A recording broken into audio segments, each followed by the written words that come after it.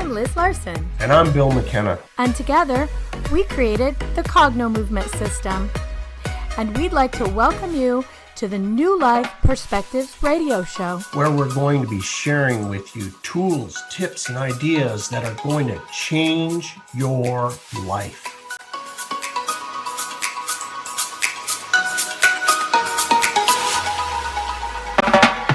Hello, hello in UK Health Radio Land. I'm Liz Larson, and I'm here with my friend, Bill McKenna. Hey, Bill McKenna. And we're the duo that hosts the New Life Perspectives radio show here on the UK Health Radio Network. And we're the couple that we're not really a couple.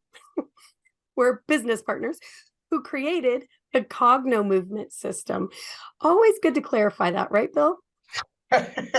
Well, I have a wife, and you have a husband, and we live in different states. So yeah, we turn on each other. It's funny, people ask us that. Well, today we have a really special treat. So audience, we are going to get to know someone really special along with you.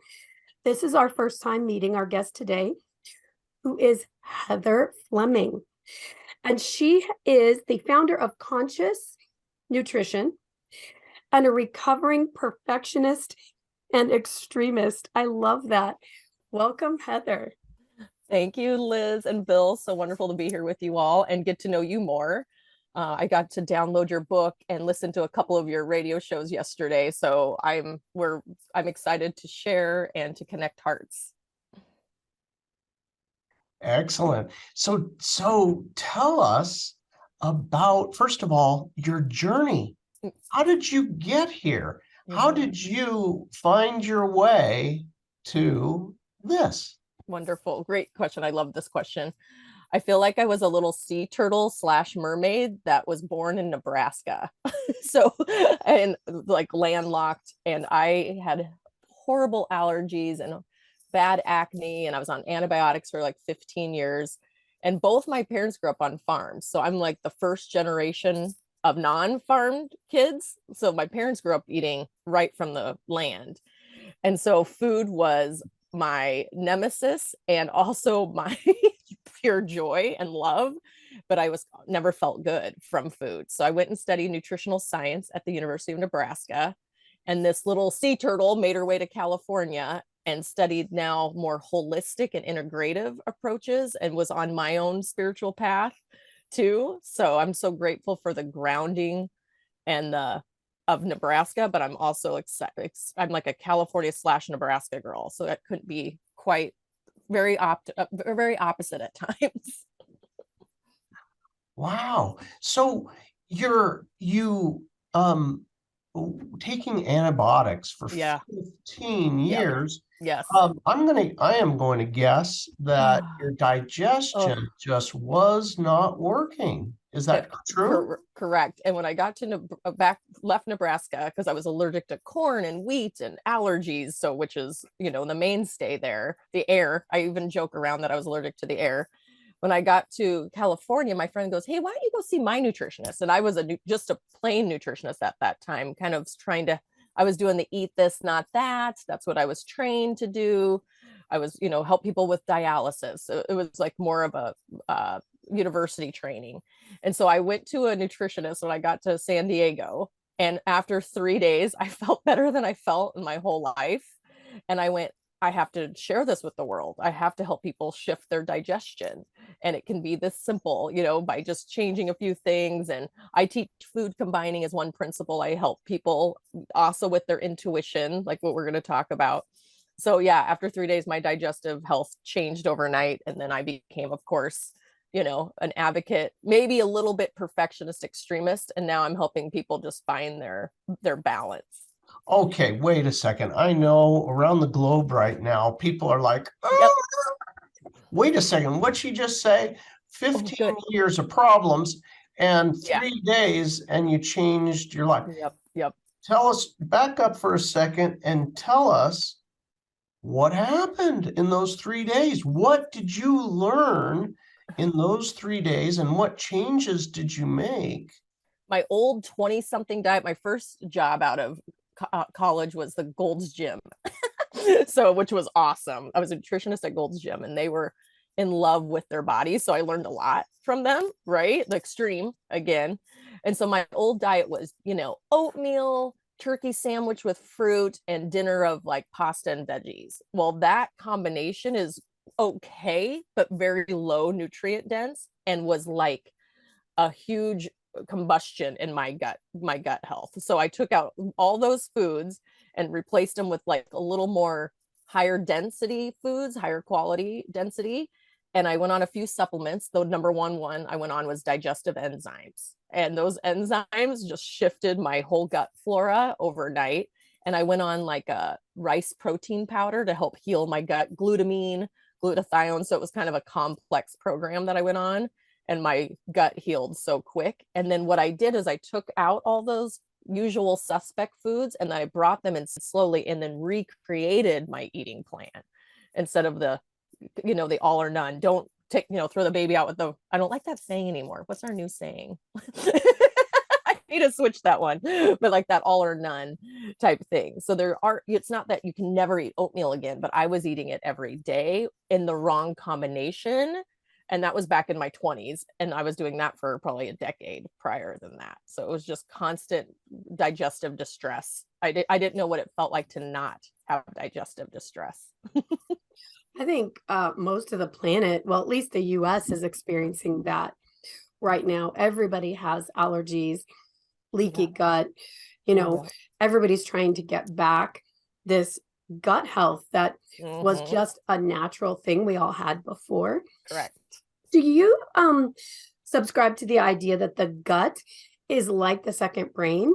Yes. And that if that's off, probably your thinking is off as well. Yeah. And I think I love the vagus nerve. So it's like the highway between our gut and our brain too. So they're always communicating, but sometimes we're thinking without feeling. And then we're missing like, oh, I just needed that apple, 2 days ago, but now I'm all confused, and apples are bad because I'm on the carnivore diet. Like all these extreme diets are making me like, they're stressing me out a little, because I'm like, I want to make sure I'm not giving my clients what they don't need, but not giving them too much too. So yeah, I have concerns about that one too. I know some people who are doing it. Yeah, and I'm thinking, wait a minute, that just intuitively and energetically feeling into that feels like a gut bomb. And yet they say they feel better than they've ever felt. And I wonder if it's strictly the elimination diet part of it, where they've eliminated everything else that's creating inflammation, and the body's only having to deal with this one source. Correct. And when we do anything extreme, if you've been malnourished for so long, their neurotransmitters are maybe getting more protein. So at first, yes, but then I get worried that we're, making fruit and vegetables bad. I get a little nervous about that. And when we were hunters and gatherers, there was times we did only have meat, and we didn't have vegetables or fruit because it was out of season too, depending on where you live. So some cultures may thrive, some constitutions, some blood types may thrive on that. But I get worried when we try to outthink it instead of tune in and feel it. That's what I get worried about. Yeah, I've heard that there are diet plans, which sound interesting to me, where it's seasonal. In the wintertime, you would eat a lower carb meat diet. Yeah. And then in the summer, you would eat, fruit and vegetables. Yeah. That kind of makes sense in a way. But I think there's not one for all. It seems like there's every individual needs something different. And we were talking off camera, something that's really exciting to me. You were talking about a way that people can see, what does your body need right now? What's that all about? Wonderful. I call it your feel your meal process. And it's just taking a pause. Like, let's use it a restaurant, for example. We're at the restaurant and the menu comes to us. We all kind of are calm and relaxed. We're not cooking, we're not cleaning, we're not doing the dishes. We're just relaxed and we're receiving. And you may think you were going to get, the fish, and all of a sudden you're relaxed, and then the lamb jumps out at you, and you just get really happy, and you start to smile. You're like, oh, wow. And where did that come from? Did that come from a logical thing? No, you weren't logically going, I should eat lamb. So I have everyone it's the first step is take 5 deep breaths. So we relax into our parasympathetic nervous system. And then we tune into our senses. So the simplest one is hot or cold. So if I go and make a salad and I really wish I would have had a soup, I'm grouchy. Like I think I should eat a salad, but then you force yourself to eat a salad and you're grouchy and you feel bloated and you don't feel good. Well, because you were thinking, not feeling. So step 1 is take 5 deep breaths. Step 2 is tune into your senses. So hot, cold, and then sweet or savory. So sweet is, wow, this morning I kind of want something sweet. You know what? I'm going to have banana, gluten-free banana pancakes, or I'm going to do a smoothie, or depending on if you wanted the hot or cold. So that's helping your senses lead and your body lead. And then savory is everything opposite that's sweet, usually salty, rich, like if you go and have a piece of fruit and you wish you would have had chicken sausage, that would be the opposite. So in Chinese medicine, yin or yang are balanced. So it's take 5 deep breaths, tune in to your senses, hot, cold, sweet, savory, number 2. And number 3 is my program. I have 4 different meal types that I have you rotate. That's it. There are all these diets out there. I love the Mediterranean diet. I love what's the Blue Zones diet. Like there's all these gorgeous programs out there, but every day you're different. We're different. Like maybe you had an extra protein yesterday and today you don't. You need extra vegetables or a piece of fruit. So if we learn to just do little baby shifts like that, our bloating will most likely go away. Our inflammation will be reduced. We'll actually be more satisfied because we trust ourselves instead of that second guessing game. Oh, I should have ate this. I should have ate that. That's exhausting. And I spent way too many decades doing it. Now I just learn to listen, and I help people to learn to listen. Yeah. Wow. You and me both, and probably most of the women. I don't know how many men. Bill McKenna always shares that he's a man. He just eats whatever he wants, Lucky man. I know. But, it's true. I mean, that is so stressful, figuring out what should I eat? Am I supposed to be eating all this protein? But really, I'm craving a piece of fruit. So I want to back you up in this. I have the best story. Good. My daughter and I had listened to this book, and it was about muscle testing. So kinesiology out there, if anybody knows about this. And it was using the kind of muscle testing where you test your balance. Very simple. In my case, yes is a lean forward, and the body just does it. Isn't that cool? Or a lean back. So we were in Portland. We were on a little mini vacation. I think we were wedding dress shopping for, I don't know, I don't remember. And we decided to do this thing. Our rules were anything we ate, we had to test for. Awesome. For the weekend. And in this thing, you would kind of like look at the menu or look at what's in a case and ask the body each thing. So that's what we did. And we were at this place called Powell's City of Books in Portland. It's like heaven on earth, literally a city of books. They have this beautiful case. Now my daughter's doing her testing. Takes some time. That's a little annoying. And her body says, like, hell yes, to a chocolate croissant. Well, number 1, she doesn't like chocolate. Wow. And 2, she doesn't like croissants. So this is the first meal of this plan we're doing. So she goes for it. She gets the croissant. She said the first bite, it was like heaven. It was the best thing she ever ate. And then we always say, oh, that was a low energy meal or that was a high energy meal because, it'll drain you right after. And she's like, wow, I feel amazing. So we did this for every meal. I mean, it was eating out, all weekend long. We ate things we would never eat. Also, it sort of gave the body permission to eat things we would have loved to eat, but wouldn't because it's not on the diet, like a bowl of udon noodles, By the end of that weekend, we were flying. We both had so much energy. We felt so good. Now, we both still do it, but do we do it for every meal? No, because it takes time. But I can attest to what you're saying. The body does know what you need. And so one thing I do with that is I test my supplements every day. Do I want this and how much? And that makes a big difference too.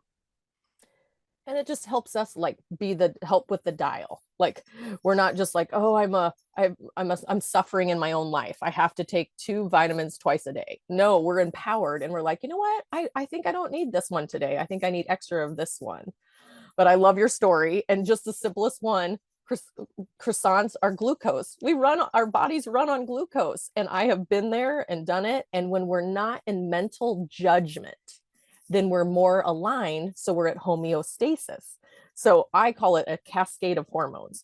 If I'm like, oh no, I shouldn't eat that, that cascade of hormones leaves our pituitary and pineal gland, comes cascading down. What's that do to our whole body? Wrecks it. So if we're like, oh, I shouldn't have ate the croissant, now you're in fight or flight with something you ate that you thought was okay or not okay. And like, look at that war. You're in just a constant war. And I lived that war. I used to teach cleanses and resets. I just don't want anyone to live that war anymore. It's just a consistent connection with ourselves. Actually, on that note, yeah, you hit it on the nose. Food for most women, especially, I don't know how many men. I think there are a considerable amount of men now who are doing like, being body conscious. Yeah. We're at war with food. So it's time for us to take our break. We'll hear from the UK Health Radio Network, our sponsors. And when we come back, let's talk a little bit more about this idea of conscious nutrition and what does being at war do to us. Yeah. So we'll be right back. We ended the last conversation about being at war with food. And I just want to ask Bill real quick before Heather jumps in on that. Bill, how do you feel about that for men? Are men at war with food like women are? Gosh, I would say that it's not to the extent that that women are, but certainly, especially in the past few decades, that's become a lot more commonplace.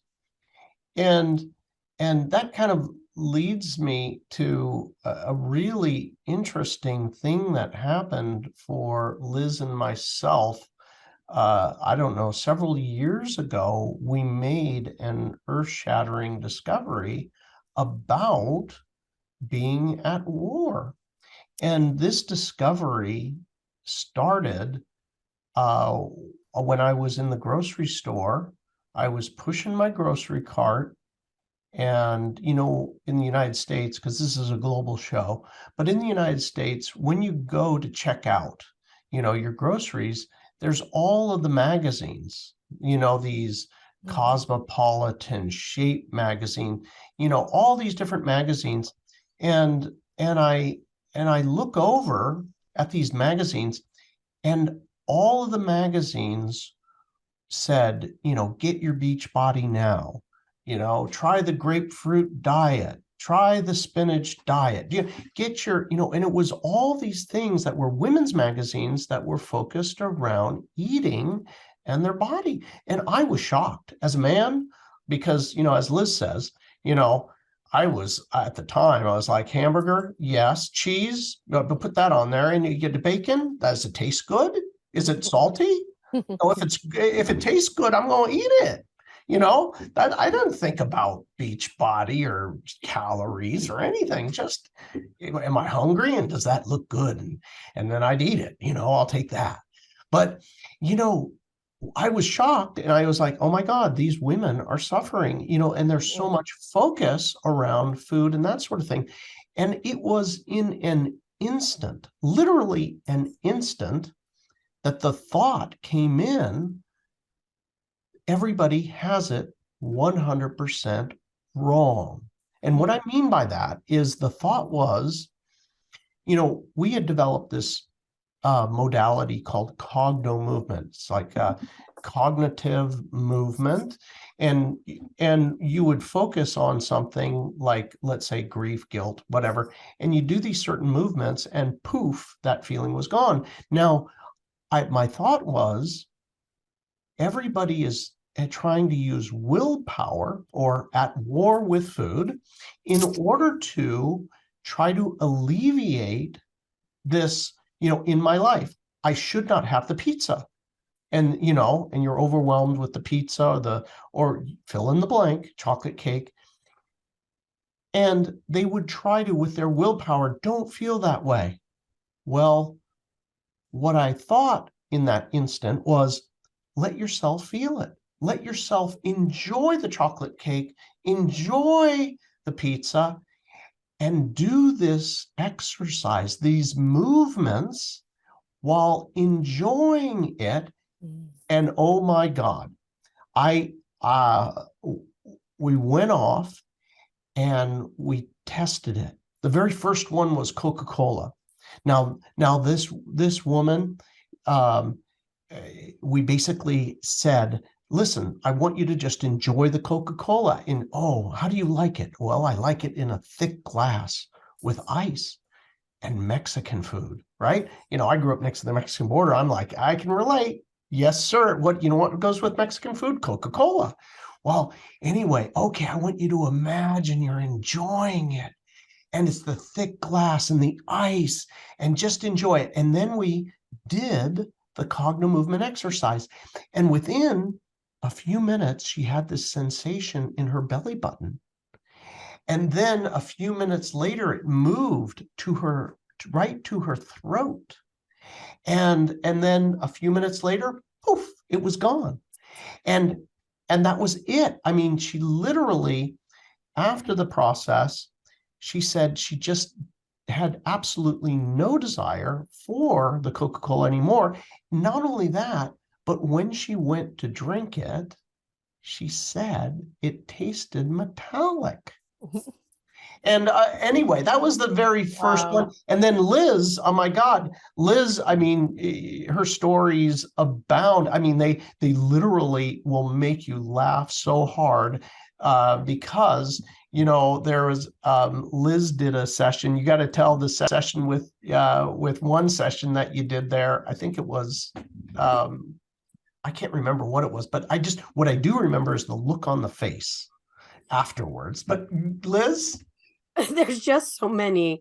What happens is we have a person, you know, really enjoy the food. A lot of times have it there in front of them, and then offer it them at the end. And one of our funniest was a gal who was obsessed with one of our practitioners with Parmesan cheese. And she was so embarrassed because she would eat it with a spoon out of the, I mean, imagine eating Parmesan cheese out of, and her kids would get so mad because they'd have spaghetti and there'd be no Parmesan cheese. So during one of our practitioner programs, she was willing to do, as an example, this Parmesan cheese. And in the last round, we had her literally scoop it. And you see her start to purse her lips and start to pull her head back like, no, thank you. You know? And since then, she said a jar of Parmesan can last months and months. So, Heather, we started this conversation about being at war. How important is it to stop the war? Oh my gosh, I love that. And what about the war with food and inflammation, you know? Yeah. Well, what I would love to hear your answer on this, but what pops in my head when you said the woman felt it in her belly button and then her throat, my first gut feeling was repressed shame and guilt around her drinking Coca-Cola or whatever. That emotion actually got to move out of the cells. Is that what that's what my hunch is. Yeah, it really well could be. Some people will actually see where it started. I don't know. Do you remember, Bill, if that person saw where it started?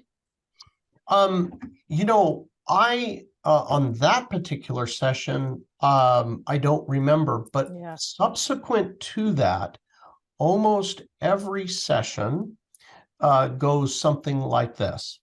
You know, I had a woman she was on the Baltic Sea in, I think it was Germany, right? And she could not stop eating French fries. This is a grown woman, middle-aged woman, and one of our practitioners in Germany had this woman in, and I came in through Zoom, and it was she literally, it was just the French fry situation been going on all of her life, cannot control it, right? And so we had her in and we had her to bring the French fries, you know, right? Yeah. And during the session, one of the things that happens is based upon their eye position in the exercise, they are able to see what was the original event. Now, in hers was in her heart. And she was and so she had the sensation in her heart. And when she moved her eyes to a certain position, all of a sudden she saw herself as a little girl. She was only 7 years old. She's on the Baltic Sea with her father. And the seagulls are there and squawking, and they've got the French fries, and it's just her and him enjoying French fries together. And so what we understood, and then this is, like I say, every time people get to know, oh my God, it was just, I love my dad. And French fries. The way this works is really incredible. We're able to piece it together from ancient yogis, right? These masters. The phenomenon is that for all of us, we live our life through our physical sense, the sense of smell, taste, touch, hearing. If we were absent those, we would not have a life experience. Imagine you couldn't smell, touch, taste, hear, see. Well, so this is one half of the equation. The other half of the equation is, how am I feeling? Now, what the yogis had figured out long ago was, I have a feeling, and then I look to the external world for the cause. How do I do that? It's through my senses. So here it is. I feel love and comfort with my dad. Ah, yes, French fries. I've bound the French fry to the love. So every time I don't feel good, it's like French fry equals love. What's something to help me feel okay? So I just want to feel okay. I just want to feel okay. So with the Parmesan cheese, it went back to, that was a luxury in a poor home. Yep, there you have it. And it's not logical. It's like you said, it's not a thinking thing. It would be way easier if it was. Wouldn't it be? It does not make sense to spoon Parmesan cheese out of the thing. But for her, it was, if I can open that fridge and take a spoon of Parmesan, I'm in full luxury. I have enough. Again, her logical mind was not saying that. That didn't make sense. But there was an emotional, neurological driver. Yep. So take us on a little bit more about that. This war with food. I shouldn't. Yep. Adding to the neurological distress. How important is it? So let's say we're not feeling okay, using the beautiful woman with the French fry. There's a longing, there's a loss. So all day she's like, I'm not feeling okay. So this French fry is going to put that Band-Aid on it. But her nervous system's like, actually, no, I just need 90 seconds to feel the emotion of loss or of pain or of suffering. But nope, we want to cover it up with the French fry. So the constant war is disconnect, looking to consume. So you said it with the yogis. They're feeling something and they looked outside themselves to see what's going on. So we're feeling disconnected, because we're feeling connected, we're not going to go look for anything. So we're not going to consume more. So why are all the magazines right there at the checkout station? Making us consume more. I can even feel it. I'm living in an RV, so I can't consume a lot. And I'm probably, my higher self is intentionally doing this, because I do want my nervous system to find its equilibrium, instead of like, I don't feel okay, well, I'm just going to go and buy this, or I'm just going to go get this. So with food, you made me think of this amazing client of mine. She was a police officer. And when she got to me, she was retired for about 10 years. And she was like, I just want to lose X amount of weight. So we were doing all the nutrition stuff, my fun food combining, tools to give people a feeling of safety and of support. And every night at 11 o'clock, she would go and just raid the refrigerator. And she's like, I don't know what's going on. And we're like working together for 2 weeks and she's beating herself up. And so I'm like, nope, that's number one rule. We can't beat ourselves up. But I was like, what is going on? And all of a sudden I go, hey, what shift did you work when you were a police officer? The night shift. She rushed to Starbucks before they closed and got a scone and a latte every night at 10 or 11. Her nervous system, look at how much stress, adrenaline. And she was like in the police station as a female in San Diego doing like special units. So like her stress, what would her nervous system be at that level? Here, like off, I'm way up high. And then she goes and puts, a coffee, caffeine, and a sugar on there. Why wouldn't her blood sugar spike 10 years later at the exact same time? So what we did is we started doing a snack at like 8 or 9 to kind of calm the nervous system instead of like willpowering. No, that's just like, that's the opposite because that's disconnect still. So we kind of trained the body. So we did a snack between 8 or 9 and it calmed down. Then all of a sudden it went away. Just like we felt the feeling. She got to feel the loss. It's usually fear, loss, shame, guilt. What else is in there? Blame, some denser emotions. That's what we're harboring in the body. And so when we go to feel those feel scary. So we jump in the head to go like, well, I should go eat cheese. And cheese is serotonin. It has chemicals in it to give us a high. So I wrote a little cute cravings book, but I give it away free in my program. And it's the physical and emotional of what cravings mean. So we can look at them at a deeper level. And doing your Cogno movement and seeing what's going on in their past, it's always linked to an emotion or a feeling or an event. I have one. Yeah, go ahead. Yeah. We actually boil it down to the limbic system, fight or flight, threat assessment. I agree. So we need to take a quick break. And when we come back, I'd love to hear that next story. So UK Health Radio, take it away. Okay, so Heather Fleming, Conscious Nutrition, was about to tell us another story about the nervous system, what we would call fight or flight, the limbic system in an automated response, and eating. Go ahead, Heather. I love that. I just thought of 2 stories now.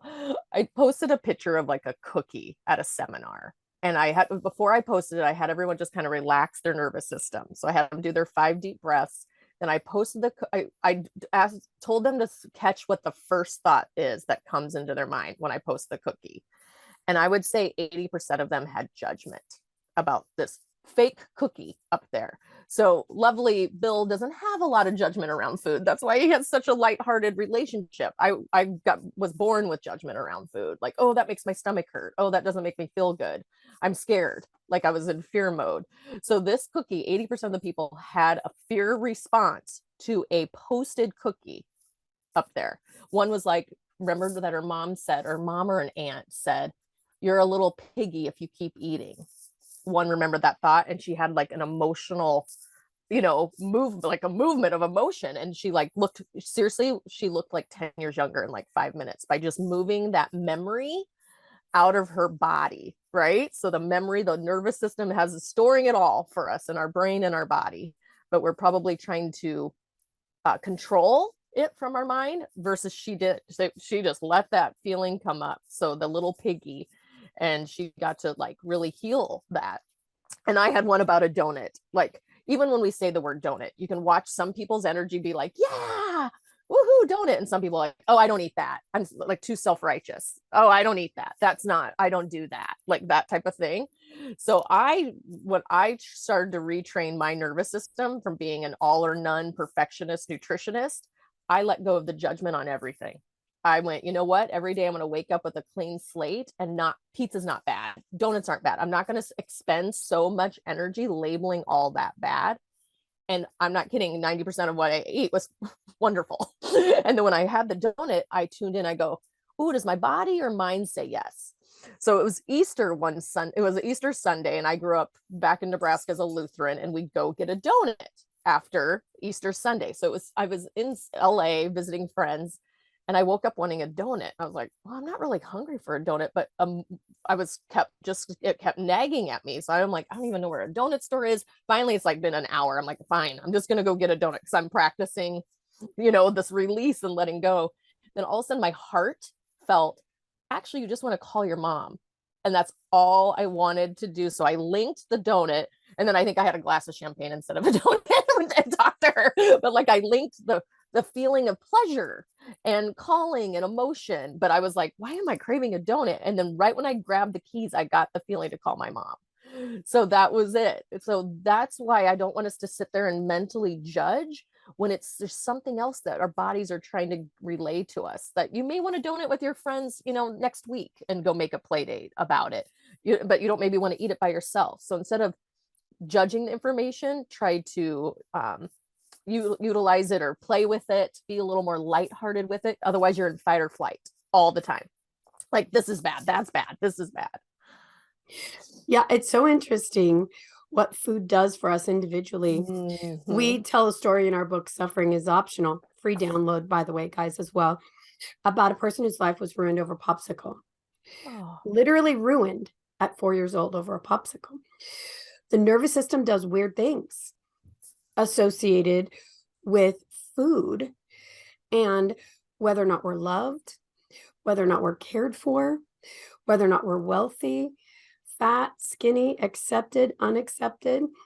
It's a crazy thing that the nervous system does around food, and the ability to be able to recognize it is the biggest gift on the planet. Your work and our work shares that, where we go to what's active in the body. What is active in the body? So you would say, how does it feel? But what we really mean is, what's the sensation? Is it a heavy sensation? Is it a light sensation?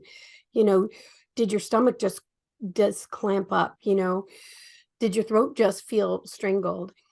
Do you feel anxiety? And then you'll know, okay, there's something else there. It's not about whether this food is good for me or bad for me. Really, in real life, it's just the judgment that the nervous system is making on it. Correct. Is it a threat or not? And for that 4-year-old, for the rest of her life, that meant my mom loves someone else more than me. That's what it meant. So they're hidden. It's hidden, and it's hidden in the places that we have sensation in the body, not this logical mind piece. So would you take everybody back through the steps again that you were talking about? Yeah. So you're getting ready you feel your stomach growl, and you're like, oh wow, I'm hungry. So instead of judging it, I would say 90% of people I work with judge it, because they go straight to, oh no, here it comes again. I have to figure out what to eat. Like, that's why they call me. What should I eat? If I got paid a penny, we would have a way bigger RV for everyone that says, what should I eat? So we get the hunger feeling, and we're sitting there, we're all relaxed. We take 5 deep breaths. We calm our nervous system down so it doesn't go into fight or flight. Oh, great, I have to eat. We calm it down as best as we can to parasympathetic. Sometimes it might take longer. It's taken me sometimes like 20 minutes. I'm like, you know what? I'm going to have a tea first. I'm going to go take the dog for a walk first, because I'm like feeling a little bit of the battle, the inner war. So I know the war is, I'm disconnected with myself, and I'm wanting to fix it, grab something, be unconscious, and just eat whatever, which cool here and there. But if it's a consistent thing, it's going to start, you're going to start feeling compromises in your health, right? So we take the 5 deep breaths, and then we go, ooh, I put my hand on my heart sometimes too. You can do heart or gut, even at a restaurant. No one will really notice. You can just kind of place it there softly. Do I want hot or cold, sweet or savory?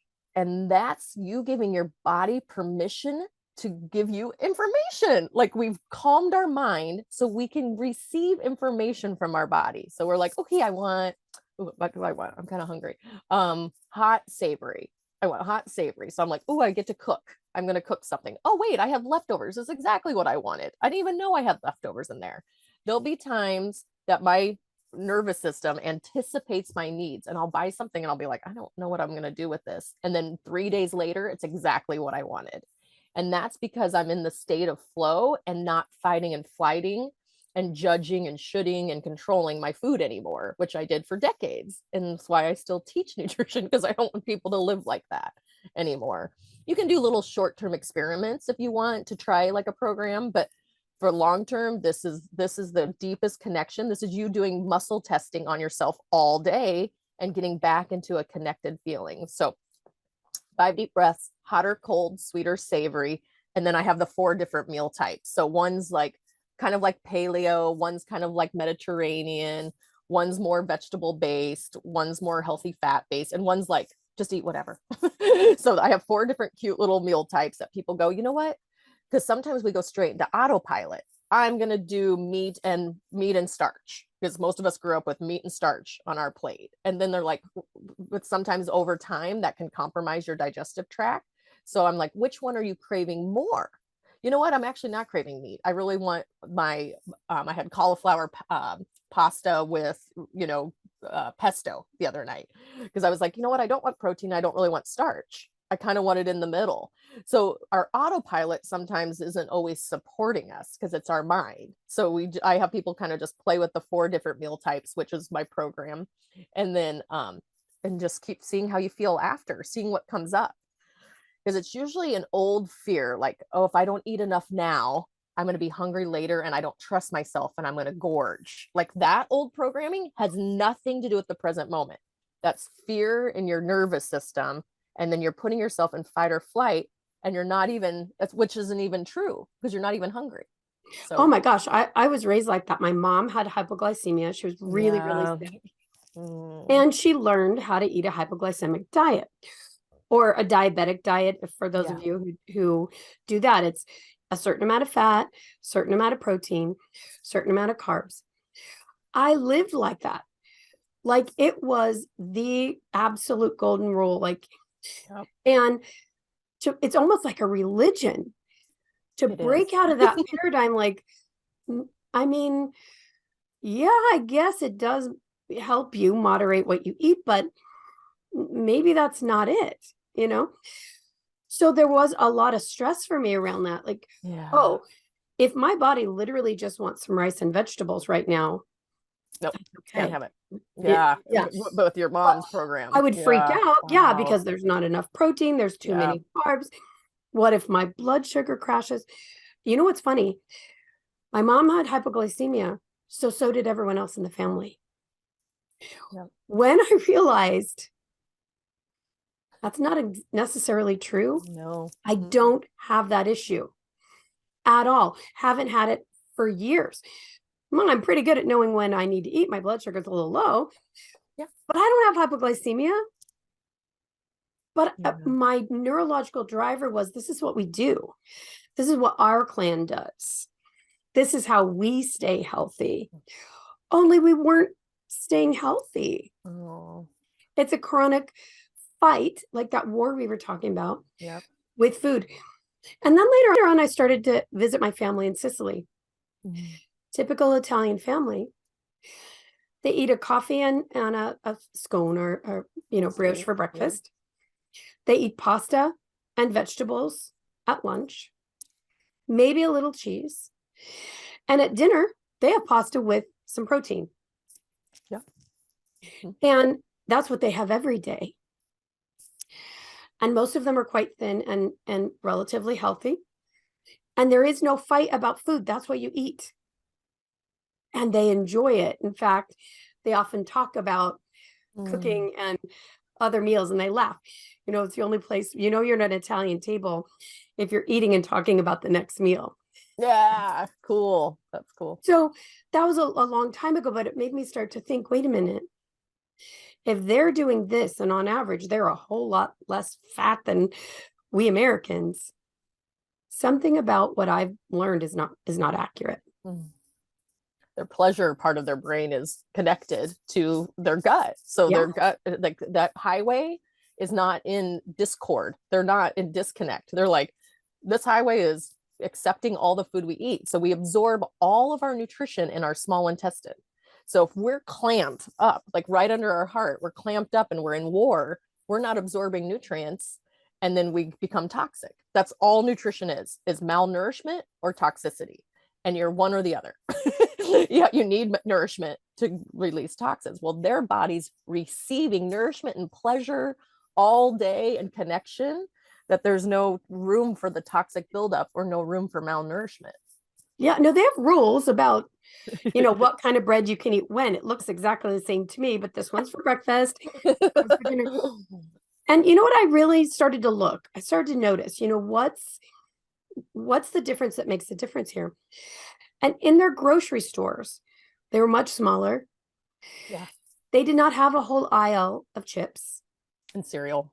Their cereal, candy.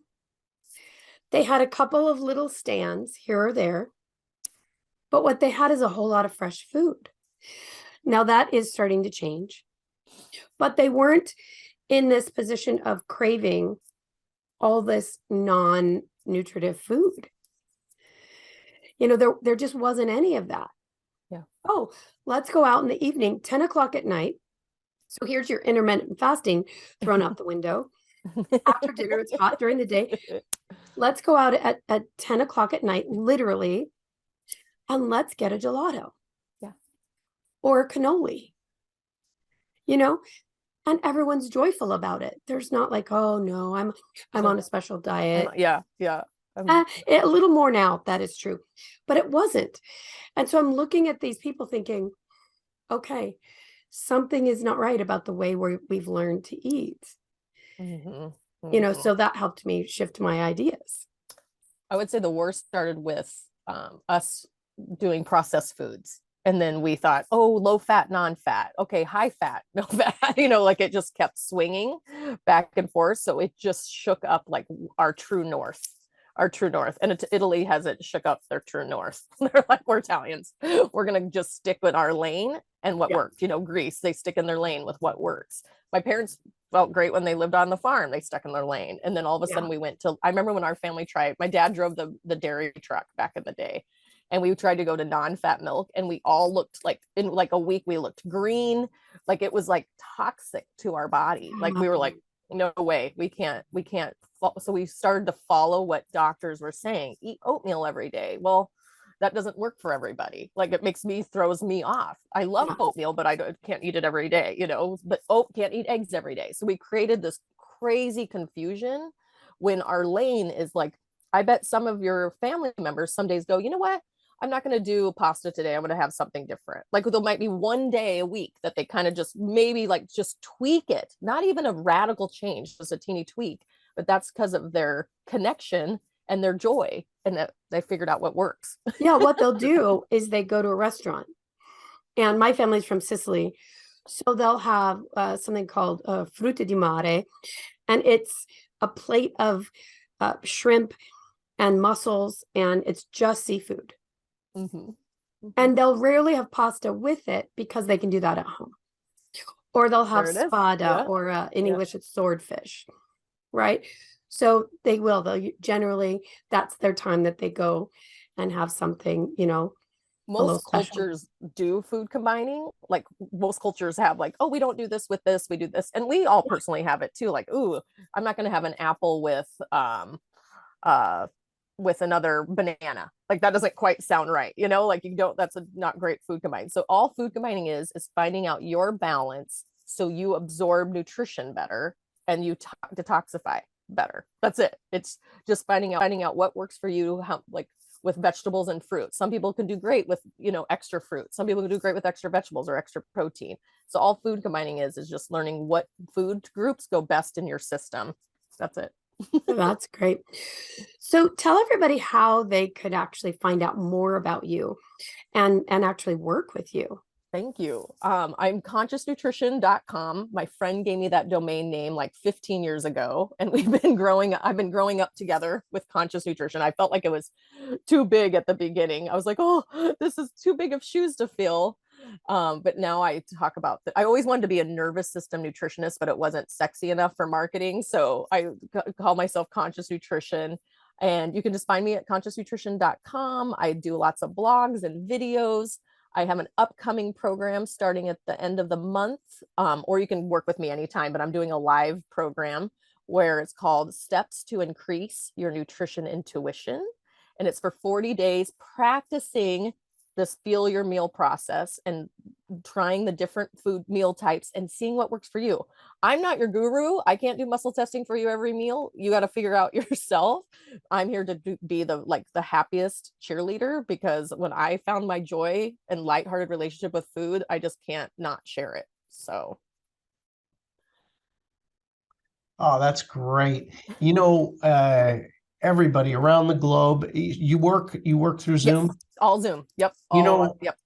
I gotta say, when I look for a coach, a counselor, somebody to help me, I look for somebody who's lived it.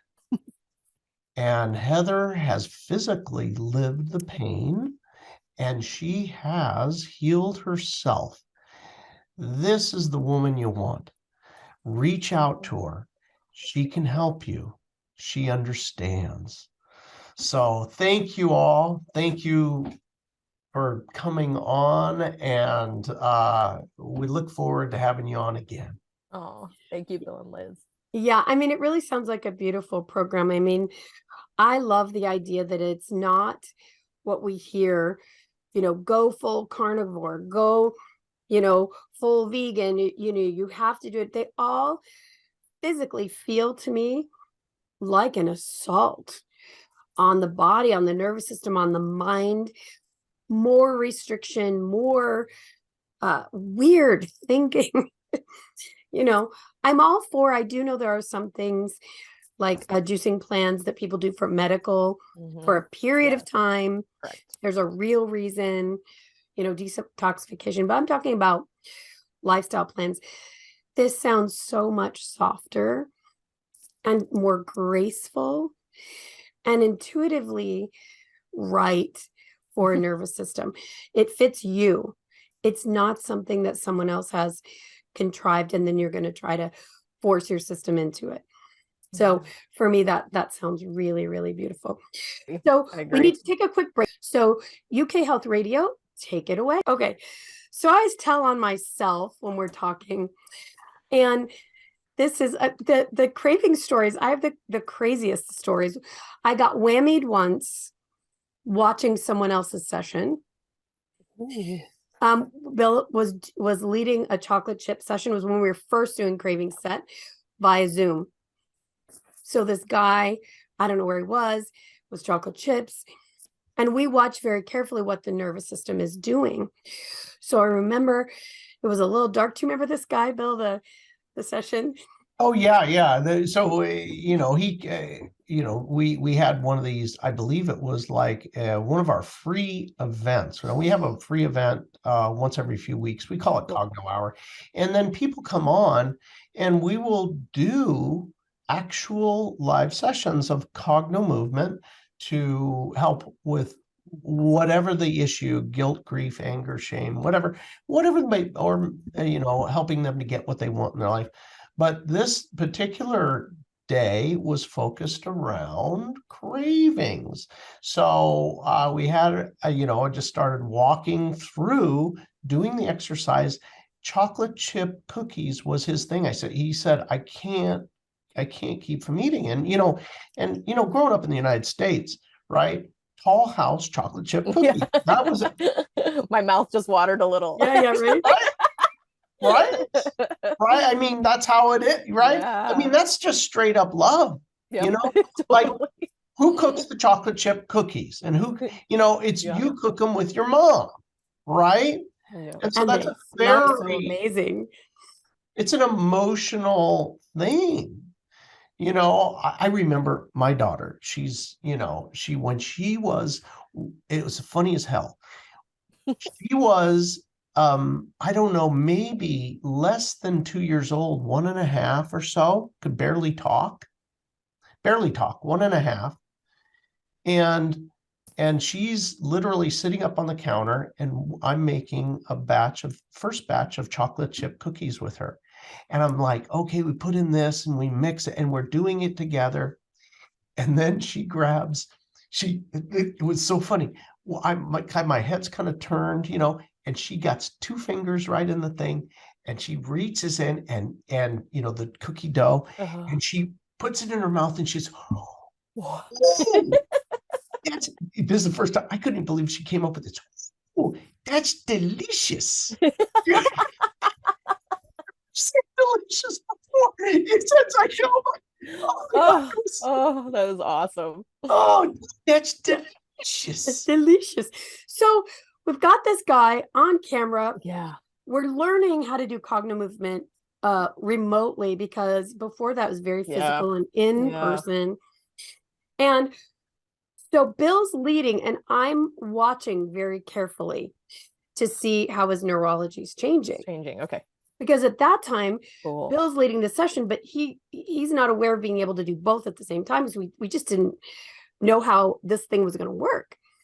So I'm doing the job of watching neurologically this guy shift.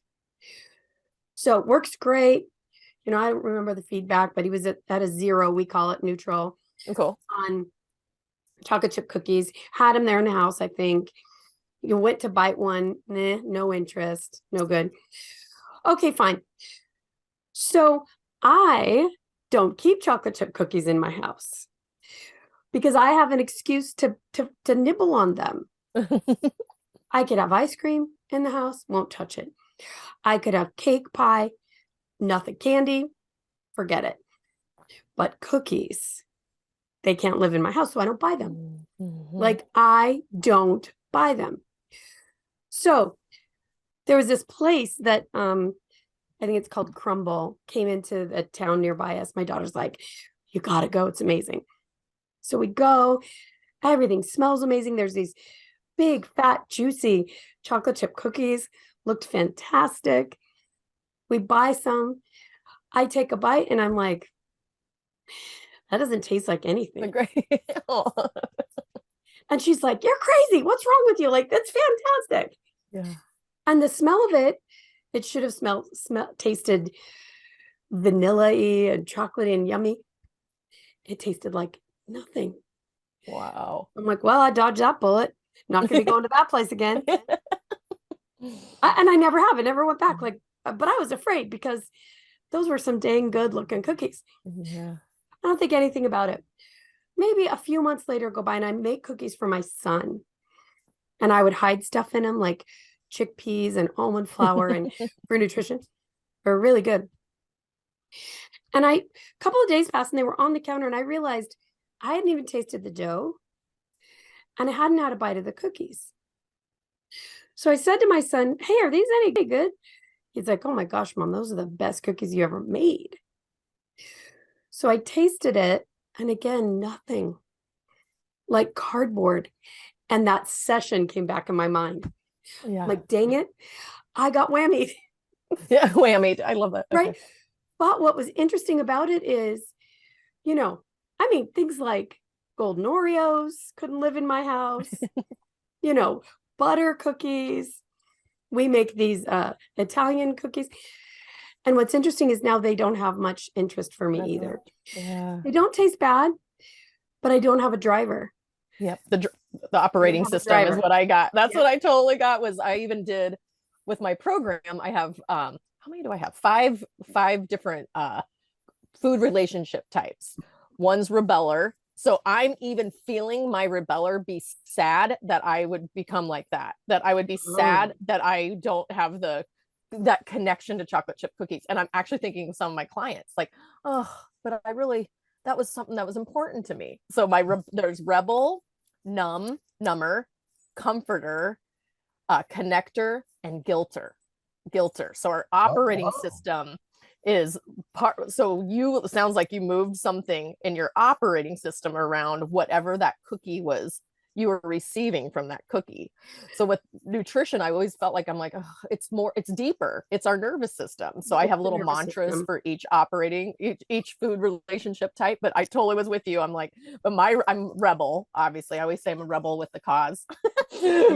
But my rebel started to act up like, oh, I'm sad if I become that because I'm rebelling against the neutral too. So, which is just not in, Yeah, I think that's why what we do is so effective is we say, enjoy it, love it. Exactly. Tell us all about, I mean, you're in it. Like you are, I always say it's so good you could bathe yourself in it. Like, totally. we're bathing in it. So I'll tell another on myself. We have these practitioner trainings and we do examples. So somebody has to volunteer to delete a craving. Well, our senior practitioners come back again and again through training and they're like, I'm out because I know I've deleted everything I want. You know, they don't want to take one more of their favorite things. That's what I was doing too. I was like, right? Don't take that away. I mean, so the ones they choose have been significant and nothing happens in a vacuum, right? When you change one of these things, other things in your life change because you're changing a massive neurological driver. It's not insignificant. Okay. So, you know, I'm the trainer in this session. I'm like, okay, I'll do it.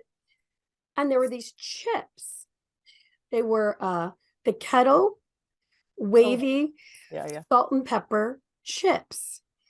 And the first time I'd had them was at my aunt's, and my aunt is in Detroit, Italian aunt, you know, she's a real foodie, food gourmet.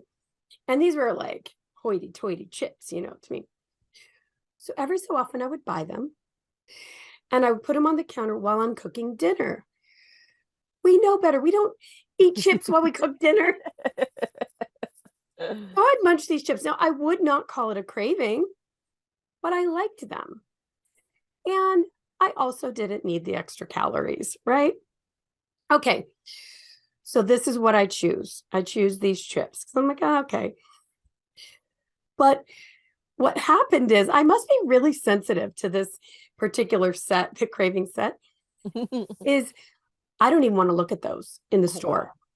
I avoid literally with my eyes that rack. I'm like, ugh, because I overdid it and it actually makes me a little nauseous. That particular bag of chips today smells like fish to me, and I don't like fish. So what's interesting is I don't know what neurological driver was a part of that because it wasn't, I didn't think it was a big deal in my life. But it was something I would do that I knew wasn't really good for me. Connection to your aunt, to the feminine in your family. Like that's what pops into my head. Like we're looking for deeper connection. So the chip might have been a quick fix to just feel that deeper connection versus like when I wanted the donut, it was really the phone call. I was like, oh, that's what I wanted. So yeah, that's what pops into my head. Just a deeper. Could be. I think the thing that's amazing is that the why really doesn't matter once it's gone. No. Correct. Yeah, I agree. Once it's gone. Totally agree. One of our practitioners she's a brand new practitioner out of the UK. And the craving set's real simple. She did chocolate. And what she discovered is her parents said, you have to eat your food and then you could have a sweet. It was a good thing. Yeah. But she was like rushing through her meals to get to the sweet. But remember, Bill, she was saying she had the whole refrigerator full of chocolate. Yeah, the entire thing, she said her entire refrigerator is filled with chocolate. Yeah. And that, I mean, the critical part that Liz just brought up was the stuffing, like the wolfing down. That's a good one. Good catch. Good catch of the meal. Yep. You know, nervous as a system. child, That's nervous system to get to go outside and play. I still have to work on that one. Wolf it down so that you can get to the dessert. And the funny thing was, I remember afterwards what she said was her husband was eating, you know, after she did the session, you know, it was a week later and her husband's like, I finished my meal and you're not even halfway through yours. And it was like, she was always like, you know, boom, done, you know? And so anyway, not only that, but she said, I go in the fridge and I don't even look at the chocolate. I don't care. Yeah. I just don't care. But that was a weird one that Liz brought up about that stuffing, is something that I never considered about how many of us in childhood probably have that. It's the go out and play. I have to still work on that one. Well, yeah, right? Yeah. Right? Yeah. And our nervous system goes to a certain level to get what we want. Right? So I'm like, okay. And like chocolate for me, I can go through phases with chocolate, and what I share too with physically, magnesium, we're low on magnesium, which is one of the first minerals that gets depleted when you're in fight or flight. Yeah. So you're in fight or flight, fight or flight, fight or flight. And then you want chocolate, which you're actually depleted from magnesium. And that's actually going to help with the fix too. But what you all did was put her in neutral with her nervous system, so she doesn't have to get up here anymore to get to what she needs, to the depletion to get filled. Well, that's really curious. Let me ask this question real quick, Bill, because our focus is not nutrition. Our focus is the nervous system. Yeah. So, somebody might consider like pica, where you overeat a certain kind of a food to get that mineral. So magnesium might be the thing with chocolate. Totally. Or a serotonin dopamine hit. Totally. So what we know when we follow people up is their nervous system calms and other things in their life change too. But what about the nutrient they were getting from that food? Oh, by the way, she was tested and she was allergic. Yeah. Yep. That's a whole nother. So she was having a, cytokine inflammatory response to eat something that you're allergic to. That's like the same thing, getting the inflammation high to get what you need, which isn't always what's best for you. Yeah. Flare up. I call them like inflammation flare ups. Yeah. So in your opinion, do you think likely what would happen is the body would naturally find another source of that food that's not inflammatory? Correct. Yeah. Or you don't have to be so depleted from magnesium too. So her stress levels aren't going through the roof. So she's not as depleted. So she's absorbing it better from her food. So if you're up here in fight or flight, you're not absorbing. So most people aren't. What we discovered through testing, we use the BioWell system. Yeah, absolutely. Is that after a session like this, the voltage in the body jumps. Yeah. And the body goes into a kind of stasis, a harmony. Yep. Neurologically, physiologically, emotionally, all of that. So it would appear that the inflammation, the fight or flight, all of those chemicals, cortisol, would be really diminished. Yeah, that's correct. So then if that's diminished, your small intestine and your stomach will have better acid to break down the food, and your small intestine will be able to absorb it better. But if you're in crisis mode, those two mechanisms aren't working well. So everyone's trying to fix it with food when it's all nervous system. Well, it's so true. When you're in fight or flight, we know that the body reroutes energy to run like hell. Yep. Get bigger, away from your digestion. Get smaller. Everything away from, hide, fight, not digestion, not frontal lobe thinking, not healing. Anyway, sorry, Bill, I interrupted you. What were you going to say? Oh, gosh, I would just thank you, Liz. I was just, thank you. You actually answered it. I'm just fascinated about the magnesium chocolate link there. That was brilliant. A side comment, Liz Larson really helped me a lot with my gut. I like yourself, antibiotics all my life, and lots of injuries and illnesses and what have you. So I had lots of reasons to be on, but I had gut problems since I could remember, earliest in my life, and it's just got worse and worse and worse, and to the point a few years ago where it had reached kind of critical, where I couldn't eat hardly literally anything, like a fruit bowl, and that was it. And anyway, Liz, I had done some other things with Ayurvedic and stuff, but Liz turned me on to, I take probiotics and everything, and that didn't help. What did help was a these kefir grains, these Oh, dairy good. kefir Good. grains. And anyway, I've been doing it for, I don't know, maybe a month or so now, maybe. And anyway, I'm having some really good results. Good. Great. But why? My question to you is, why? Why? Because I did all the probiotics. I take probiotics till the cows came home, and to the point where my belly got hard, all kinds of different things. But anyway, I don't recommend probiotics for everybody. I recommend enzymes, which are totally different. Enzymes and probiotics are totally two different things. I personally don't take probiotics from a pill. I eat probiotic food. So the kefir is like more gelatinous, and your lining of your digestive tract has more gelatin, like has a thicker. So what she's helping you with that kefir, and you were in acceptance mode to try something new. So you weren't in like, oh, this isn't going to work again. Like if you do that, guess what? It's not going to work again.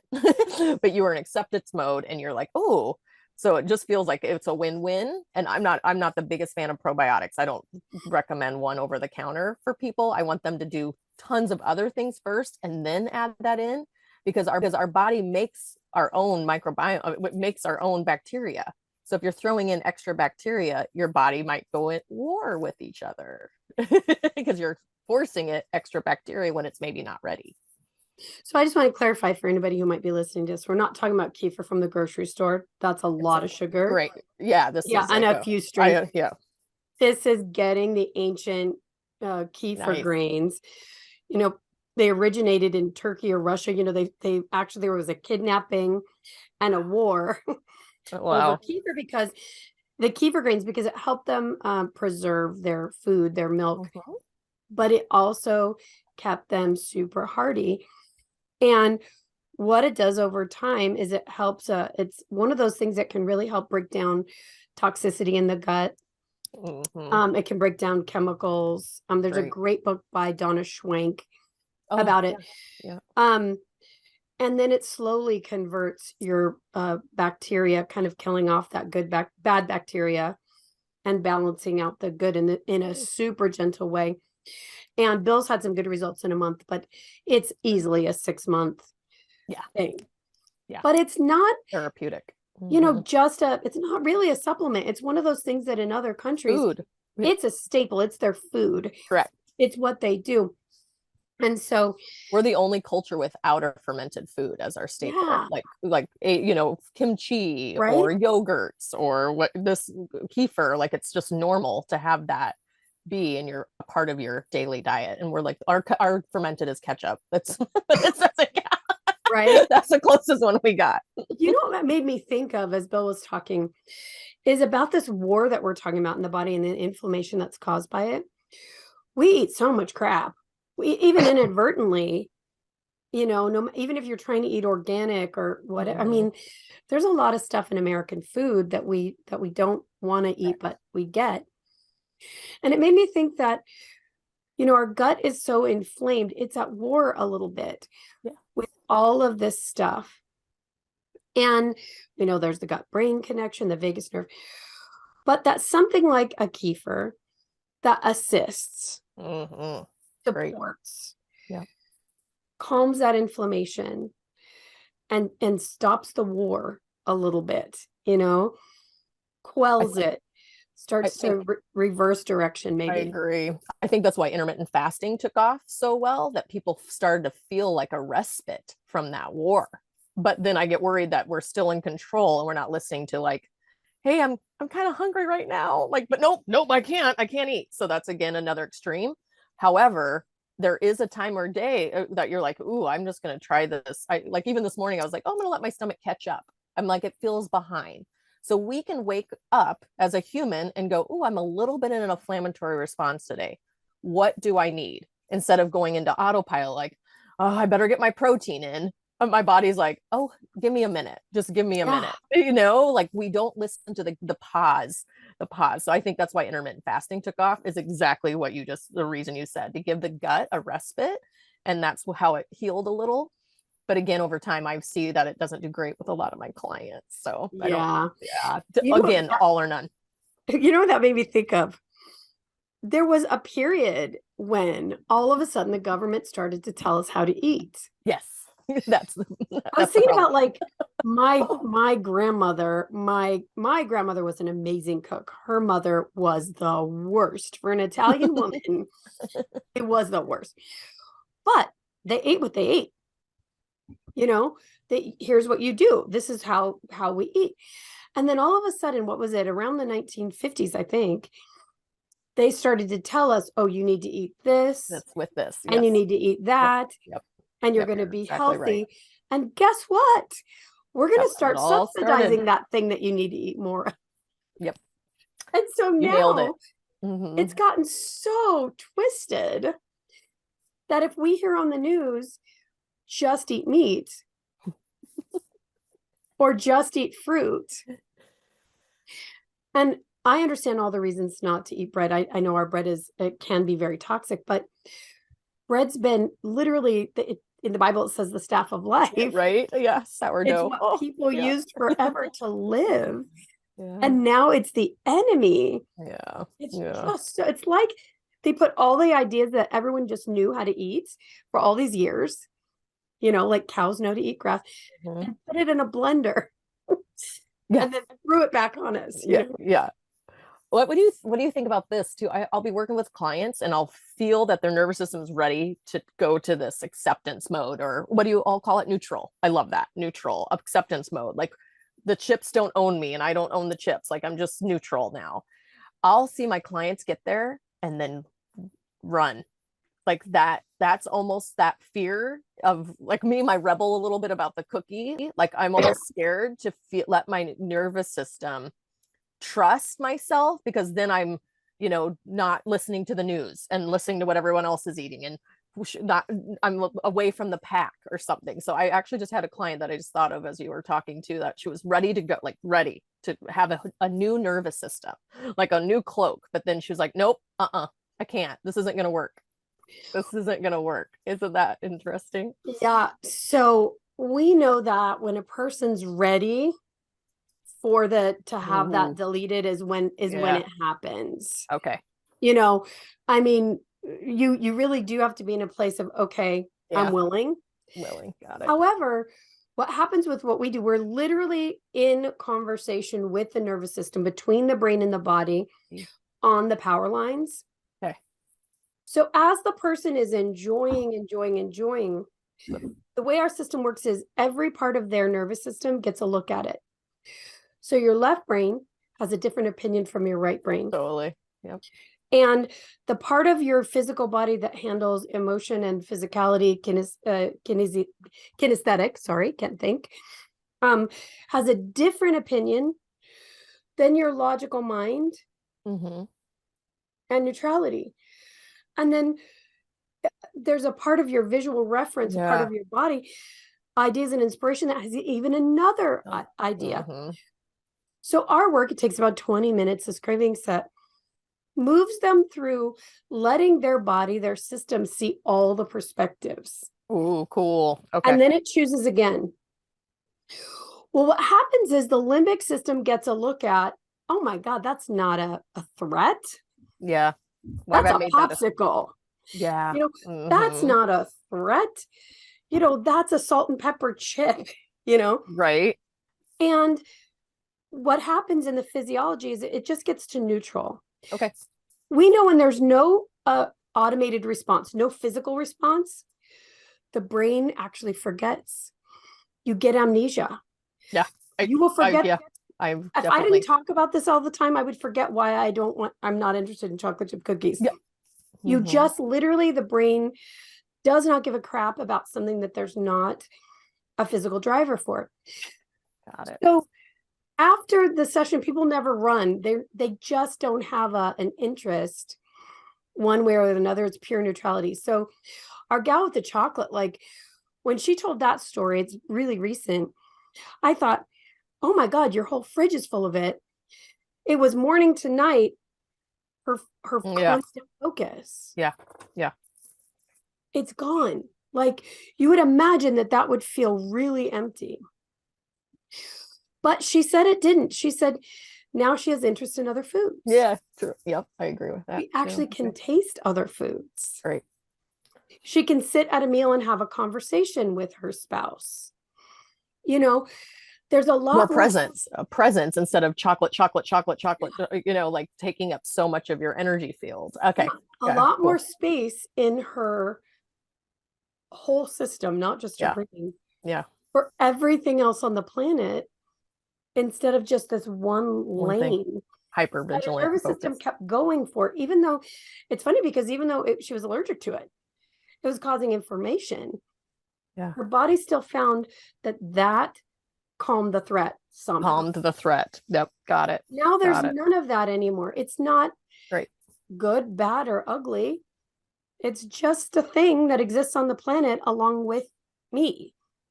Well, I can't wait to learn more and send maybe a couple clients your way too. You're just neutral. You just don't care anymore about it one way or another. And so the nervous system just stops the threat assessment. That's what it's about. It's about letting the whole system take a look at what was previously being held by one part of the system that was really handling it badly. Great. Yep. Gorgeous. It's something that you can do for your clients. That's what I'm feeling. That's what I was totally feeling. I'm doing my stuff, but like right then I saw my client do it, and she had a heap of things happen in that moment too. But I would love to learn more. Yeah. Cool. Hey, not to derail, but just question. See if any of this rings true or not. I had like my hands falling asleep at night, type thing. And I don't know, because it seems like a strange correlation, but recently I just kind of noticed in the past week or so, it's like they're not falling asleep. And I've been eating the kefir grains. And why would that be? Am I just in who knows? I mean, it's not enough time to tell, but is there a reason why that would be happening? Well, what makes me think is that this is your nervous system, and now your gut is now healing your nervous system. It's not getting blood. It's not getting blood to the circulation. Circulation. It's a circulation thing. And nervous system, because everything's nervous system, because the nervous system feeds into our blood, right, and our heart. So I got that your gut is healing, so now the nerves and the circulation has more flow. Oh, yeah, like your circuits are open. Right, and your body has to send whatever all the blood and the oxygen and to the part that's the most on. They're all connected. Yeah. It would have been his gut probably before at night. Gut's relaxed. Yeah. So now there's maybe energy, related. Right? 100% related. 100% related. Yeah. I mean, I think the easiest answer is less inflammation. Yeah. Right. That one too. Yep. That one too. But I think the ability for the body to reroute that energy, how it makes sense. Yeah. Really good. You also have a book, a recipe book? Yes. Called Meals and Feels on Amazon. Yeah, it's really great. It actually has my program in it at the beginning too. It has the different 4 different meal types in there. Wonderful. Yeah. All right, audience, reach out to Heather. Find out more about this for yourself. You can find out more about our craving set at cognomovement.com. But find out how to start shifting your body into a more neutral state. A state that feels good to you, not like a push, and how to stop being at war with your body. Everybody, but till we see you again next week, please be safe and be well. And Heather will be talking again really soon. Thank you. Thank you, Bill and Liz. Thank you. Thanks for being here with us on the New Life Perspective radio show. For more information or to find out more about the work that Bill and I do, please visit us at cognomovement.com or email us at info@cognomovement.com. See you again soon.